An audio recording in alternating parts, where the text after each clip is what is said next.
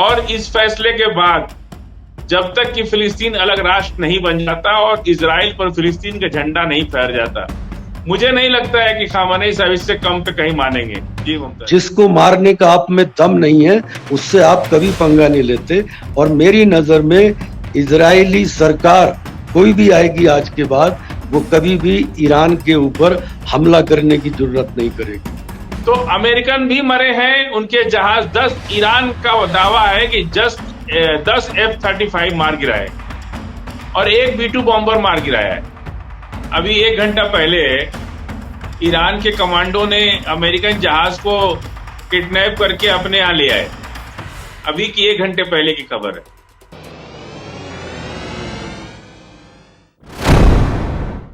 आदाब, मैं मुमताज आलम रिजवी और मैं बात करूंगा इस वक्त इजराइल और ईरान की। जिस तरह से सीज फायर हुआ है, लोगों को यकीन नहीं हो रहा है कि क्या वाकई ये सीज फायर स्टैंड करेगा या ईरान जिस तरह से पिटाई लगाई है इजराइल की और अमेरिका को घुटने पर ला दिया है, उससे दुनिया हैरान है। बहरहाल ये पूरा जंग का जो मंजरनामा है वो क्या है और इसका असर गाजा और फिलिस्तीन पर कैसे पड़ने वाला है। क्या अब अगला निशाना फिलिस्तीन और गाजा है और वहां जल्द जो है वो आज़ादी मिलेगी। इस पूरे मसले पर हमने अपने एक्सपर्ट फजील अहमद साहब से बात की और उनसे जानने की कोशिश की, क्योंकि उनका ये कहना है कि ये जो जंग थी ये कोई खेल तमाशा नहीं था, बल्कि बहुत बड़ी जंग थी और इसमें अमेरिका और इजराइल की शिकस्त हुई है। तो बहरहाल सुनिए कि फजील अहमद साहब ने इस सिलसिले में क्या कहा। अभी भी उनकी बहुत सारी चीजें। अब मैं उनसे यही जानना चाहता हूं कि ये जो सीज फायर का पूरा इस वक्त का सिनेरियो है, जिस तरह अमेरिका या नेतन्याहू या पूरा कितना भरोसा ईरान करेगा या उसे कितना भरोसा करना चाहिए। वहां IRGC ने तो साफ मना कर दिया, लेकिन फिर भी वहां लोग जश्न मना रहे हैं और उसकी वजह यह है कि जिस तरह से घुटने टेके। जी फजील साहब। मुमताज भाई, ये सीज फायर हम भी सुन रहे हैं, लेकिन इसीलिए मैं कहता हूं कि वेस्टर्न मीडिया को मत देखिए और ना वेस्टर्न मीडिया सुनिए। अभी 1 घंटा पहले ईरान के कमांडो ने अमेरिकन जहाज को किडनैप करके अपने यहाँ ले आए। अभी की 1 घंटे पहले की खबर है और हमले लगातार हो रहे हैं। इजराइल ने भी हमला किया है ईरान पे। अब ये सीज फायर की बात उठ कहां से गई? कोई सीज फायर नहीं हुआ है और सीज फायर की बात कहीं ईरान की तरफ से नहीं आई। इजराइल ने धोखा दिया, वो सीज फायर किया लेकिन फिर हमला भी किया। तो हमला दोनों तरफ से हो रहा है। अभी 1 घंटा पहले एक जहाज, क्या नाम उसका, गैलेक्सी कुछ है ऐसा नाम, उसको ईरान के कमांडो ने अपना उसको अगवा कर लिया, अब लेके अपने क्षेत्र में आए हैं। तो अभी अमेरिका के ऊपर ये इस हमले को क्या मानते हैं कि अमेरिका के ऊपर हमला नहीं है, ये उनके जहाजों को नहीं जाने दे रहे, स्ट्रेट ऑफ हॉर्मुज से, लाल सागर से नहीं जाने दे रहे। तो अब वो जाएंगे कहां से? अफ्रीका घूम के जाएंगे। यही तो इतने दिन से जो बाइडेन के जमाने से जो समस्या चली आ रही थी, अमेरिका की और इजराइल के जहाज जो है वो अफ्रीका कंट्री होके किनारे किनारे जा रहे हैं। अब वही सिचुएशन पहले भी आ गई। अमेरिका, जैसा कि लोग कह रहे हैं कि मिली जुली प्रतिक्रिया आ रही है कि अमेरिका ने फोन कर दिया था ईरान को कि हम तुम्हारे ऊपर हमला कर रहे हैं। अब मेजर साहब यहां बैठे हैं, क्या ये समझ में आता है किसी को कि हम कह के कोई हमला कर रहा है और कोई कह रहा है कि अमेरिकन बेस पर हमला करने से पहले ईरान ने अमेरिका को बता दिया था? अरे भाई, ये क्या चल रहा है? अंताक्षरी हो रही है क्या? अरे ये ठीक बात है कि अब एक नया चीज पूरी दुनिया में आया है कि कोई भी अपने नुकसान को बता नहीं रहा है। पहले लोग बताते थे लेकिन अब छिपाते हैं। कितने अमेरिकन मरे, कितना टैंक बर्बाद हुआ, कितना जहाज बर्बाद हुआ, ये कोई बताता नहीं है। अब इधर 2-4 साल से शुरू हो गया है कि कोई नहीं बता रहा है।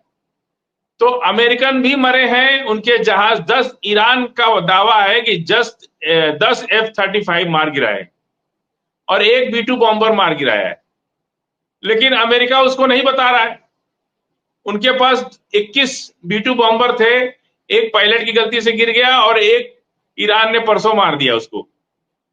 तो हमले पूरे हो रहे हैं, कहीं कुछ भी। और ईरान ने सुबह ही कह दिया था कि कोई सीज फायर नहीं हुआ है। अरे सीज फायर नहीं होगा जब तक फिलिस्तीन का मसला हल नहीं होगा। अब इस वक्त अगर सीज फायर कोई करता है तो इजराइल का धोखा तो सबको पता है कि इजराइल किस तरह का धोखा देता है, अमेरिका किस तरह का धोखा देता है। और जो परमाणु संयंत्र पे हमला किया अमेरिका ने, उसमें अमेरिका ने अपनी होशियारी से उसको बचाया। वो डमी साइट थी, उसमें बाहर क्या दिखता है? केवल रिएक्टर दिखता है ना, वाटर रिएक्टर जो होता है, बाकी सब कुछ तो अंदर होता है। तो एक नकली साइट बना करके इन्होंने रख दिया और उसी पर इन लोगों ने हमला कर दिया। और हमला भी, अभी मेजर साहब कह रहे थे, मेजर जनरल साहब, कि वहां पे जो है कांग्रेस का कुछ कानून है। वियतनाम में हमले के बाद अमेरिका में एक कानून बना है कि बिना कमेटी की सिफारिश के आप हमला नहीं कर सकते। कैलिफोर्निया में आज 1-1.5 लाख लोग सड़क पर उतर गए थे और प्रेसिडेंट ट्रंप से इस्तीफा मांग रहे। बोले कि आप कानून से अलग जाकर के आपका क्या पर्सनल इंटरेस्ट है उसमें कि आपने हमला कर दिया। जब अगर उनको पता है कि इजराइल की, अरे ईरान की मिसाइल अगर कैलिफोर्निया शहर पे गिर गई या अमेरिका के शहर पे गिर गई, तो ये लोग तो पहले ही बहुत 16 घंटा हस्बैंड वाइफ काम करके किसी तरह घर चला रहे। अब अगर वो युद्ध के मुस्लिम उसमें फंस गए तो उनका क्या होगा? अब सरकारों से तो लोग नाराज हैं, अब ट्रंप को जवाब देते। अभी 1-2 दिन के अंदर देखिए, अगर वहां पे नो कॉन्फिडेंस मोशन आने वाला है अमेरिका के अंदर ट्रंप के खिलाफ, और इस कानून की खिलाफ वर्जी किया उन्होंने। वियतनाम के बाद ये कानून बना था कि कोई भी प्रेसिडेंट अपनी मर्जी से कोई हमला किसी पर नहीं करेगा। उस कानून की खिलाफ वर्जी हुई है और ट्रंप जो है अभी फेस नहीं कर रहे पब्लिक को प्रेस कॉन्फ्रेंस तक नहीं कर रहे, केवल ट्वीट कर रहे। इस तरह से जो है अमेरिका का यह हाल होगा। पूरी दुनिया, इस्लामिक वर्ल्ड और दूसरे लोग भी आज खामेनी साहब को अपना लीडर मान चुके हैं, इसमें तो कोई दो राय नहीं। और इजराइल का अंत तब तक होगा जब तक पूरा मिडिल ईस्ट को इनके पंजों से मुक्त कराना है। पूरा मिडिल ईस्ट अमेरिका के पंजे से मुक्त होगा, ये इसका नुमाइंदा है, उनका प्रॉक्सी है अमेरिका का इजराइल। और इजराइल को बिना खत्म किए या तो नेतन्याहू जाए और फिलिस्तीन का झंडा फहर जाए इजराइल पर, उसके अलावा दूसरा कोई रास्ता नहीं है। मेरे यहां कहावत है हम लोग के पूर्वांचल में, सांप को छेड़ो मत, छेड़ो तो छोड़ो मत। और क्या ये बात जब हम लोग कह रहे हैं, यहां बैठ करके कोई बहुत बड़ी राजनीतिक समझ नहीं है, तो ईरान खामेनी साहब और उनकी टीम के लोग इस बात को नहीं समझते।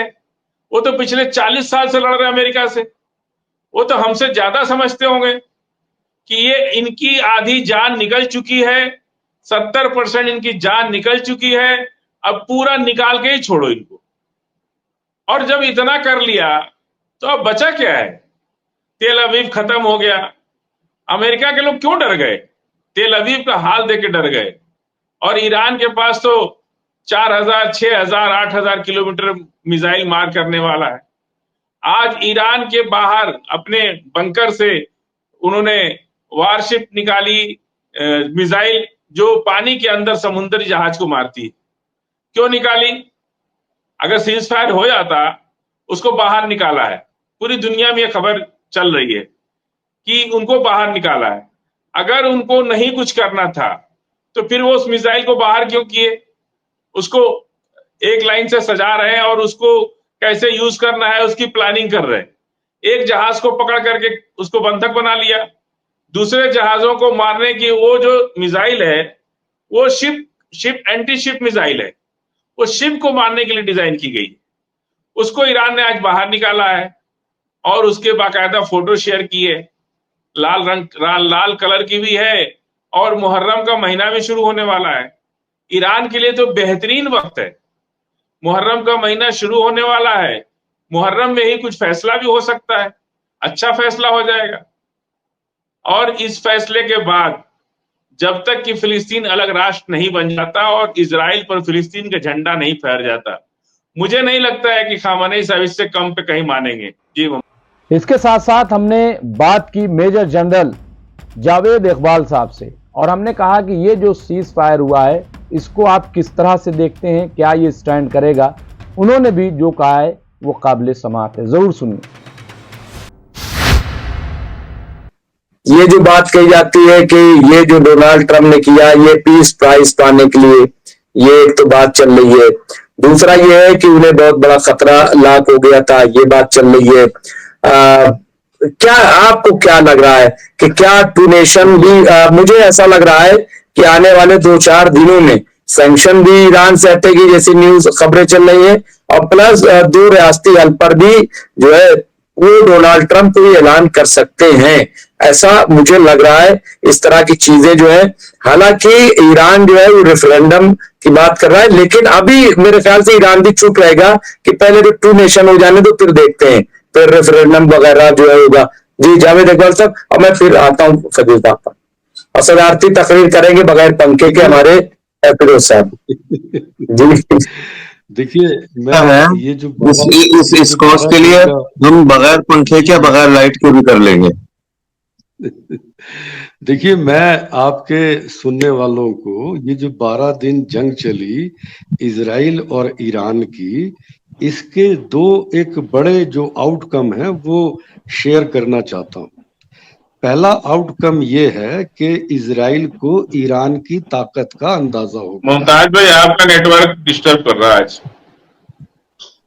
ठीक है, तो मुमताज भाई, इजराइल की गवर्नमेंट को, वहां की मिलिट्री को और वहां की आवाम को ईरान की ताकत का आपका अपना चेक कीजिए फजील साहब, मेरा बिल्कुल फिट है, मैं बिल्कुल नेट के पास बैठा हुआ हूँ, बिल्कुल इंटरनेट पे सर पे। तो जी हाँ, मेरी बात सुनाई दे रही है आपको मुमताज भाई और फजील भाई? जी थोड़ा सा सर तेज बोलिए आप, जी थोड़ा आवाज से लाउडर बोलिए। देखिए, मैं ये मैं ये बतला रहा था। इकबाल साहब, आप मोबाइल से बोल रहे हैं या उससे बोल रहे हैं, लैपटॉप से? मैं मोबाइल से, मैं तो देखिए घूमने आया हुआ हूँ फैमिली के साथ, मैं इसीलिए भी थोड़ा धीरे बोल रहा था कि वो आराम कर रहे हैं। अच्छा, मैं ये बतला रहा था कि देखिए, इस 12 दिन की जंग का एक जो मेरी नजर में सबसे बड़ा नतीजा है वो ये है कि इजराइल की सरकार, वहां की मिलिट्री और वहां की आवाम को ईरान की ताकत का अंदाजा हो गया है, और इस अंदाजे के वजह से ही उन्होंने ट्रंप के पास जाके सीज फायर की गुहार लगाई थी। मेरी अंडरस्टैंडिंग में अब वो दोबारा ईरान पे हमला करने की जरूरत नहीं करेंगे, मेरा ऐसा मानना है, नंबर 1। नंबर 2, मुझे जो वहां की, मुझे ये लगता था कि अब तक जो इजरायली पब्लिक थी उन्हें अपनी मिलिट्री पे और अपने डिफेंस सिस्टम पे इतना एतमाद था कि उनके वो आसपास के मुल्क जिनसे उनका कन्फ्लिक्ट चल रहा है, उनका मुल्क इतना ताकतवर है कि वो मुल्क उनका कुछ नहीं बिगाड़ सकते। ये उनका एक कॉन्फिडेंस था और एक बिलीफ था।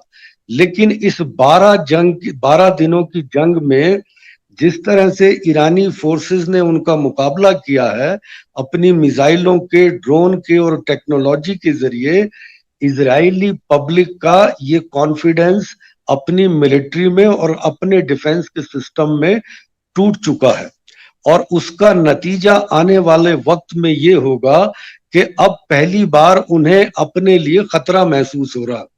इस खित्ते में जो अवाम है उनके आसपास नेबरिंग कंट्रीज की, देखिए वो पहले ही जिस तरह से वो अपने अफेयर्स कंडक्ट करते हैं या फिलिस्तीनियों के साथ अपना व्यवहार रखते हैं, उनकी सरकार को पहले ही अवाम नहीं पसंद करती।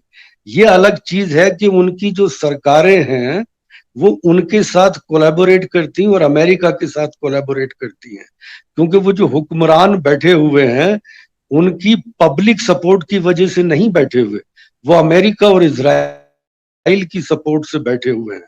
मैंने एक अमेरिका इजरायली स्ट्रेटेजिस्ट का एक आर्टिकल पढ़ा था बहुत पहले 80s के अंदर, और उसने लिखा था कि ये जो अरब रिजीम इजराइल के बॉर्डर पे मौजूद हैं, और उसने उसमें खासतौर से नाम लिया था जॉर्डन का, इजिप्ट का।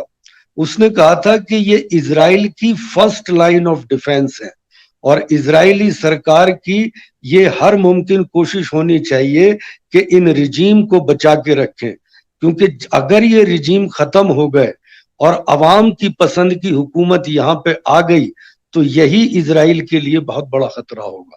तो आप ये मान के चलिए कि ये जो मुल्क हैं ये खास तौर से अमेरिकन इजरायली स्ट्रेटेजिस्ट थिंकिंग के अंदर उनकी फर्स्ट लाइन ऑफ डिफेंस है। और जो मैं बता रहा था इस जंग के ऊपर मैं आ जाता हूं, इसका जो ये मेरी नजर में ये दो बड़े इसके आउटकम है इस 12 दिन की जंग के। पहला आउटकम ये कि इजराइल को ईरान की ताकत का अंदाजा हो गया है और मेरी नजर में अब वो कभी ऐसी हिमाकत नहीं करेंगे कि ईरान पे डायरेक्ट हमला करें। उनकी हर मुमकिन कोशिश रहेगी, वो छोटी मोटी हरकतें ऐसी जरूर करेंगे ताकि अपनी पब्लिक में ये दिखा सके कि हमारा अपर हैंड रहा है, क्योंकि उनके पॉलिटिकल सर्वाइवल के लिए ये जरूरी है। लेकिन वहां की अवाम, वहां की मिलिट्री और पॉलिटिकल लीडरशिप ये समझ चुकी है कि ईरान कितना ताकतवर है। और आप याद रखिए कि चाहे इंसानों में, चाहे गवर्नमेंट में या पॉलिटिकल लीडर्स में, आप मारते उसी को हैं जिसको आप मार सकते हैं। जिसको मारने का आप में दम नहीं है उससे आप कभी पंगा नहीं लेते। और मेरी नजर में इजरायली सरकार कोई भी आएगी आज के बाद, वो कभी भी ईरान के ऊपर हमला करने की जरूरत नहीं करेगी। और वो जो इजरायली यहाँ पे यूरोप और अमेरिका से आके बसे हैं, वो बहुत सारे, उनका कॉन्फिडेंस इजराइल के फ्यूचर में, इजराइल के डिफेंस सिस्टम में और इजराइल की मिलिट्री में शेक हुआ है इन 12 दिनों के अंदर। और उनके लॉन्ग टर्म नतीजे ये होंगे कि वो वहां से अपना निकल के जहां से आए थे वहीं वो सेफ रास्ता तलाशने की कोशिश करेंगे और बहुत सारे इजराइल को छोड़ के चले जाएंगे। और इस 12 दिन की जंग ने इजराइल के फ्यूचर पे एक सवालिया निशान लगा दिया गया है। जैसे आप लोग ये बातें कर रहे थे कि देखिए वहां पे ग्राउंड पे जाके फिलिस्तीनी स्टेट, ये देखिए वो चीजें अभी प्रैक्टिकली इसलिए पॉसिबल नहीं है कि ईरान के और इजराइल के बीच में तकरीबन 1200 किलोमीटर का गैप है।